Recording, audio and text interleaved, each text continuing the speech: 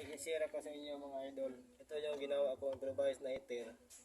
Ito madalas itong magagamit kapag nandyan kayo sa construction. Kasi alam nyo pag umaga, yung almusal sa mga construction workers, yung madaling maluto nila itlog at saka noodles. Ito pang pinakamadali ito. Improvised heater. Tingnan nyo, ilang minuto kumukulo agad.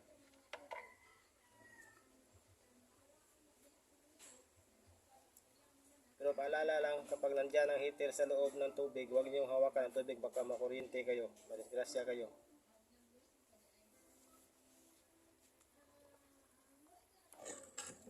Tingnan nyo, kumukulo agad.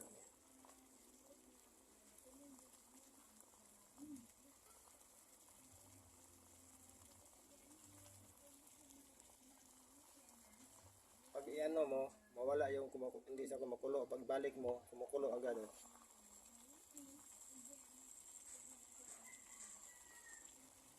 Okay? Kung hindi nyo kakayanin, huwag nyo gawin. Baka madisgrasya kayo. Para lang to sa mga experts ko rin dito. Maraming salamat.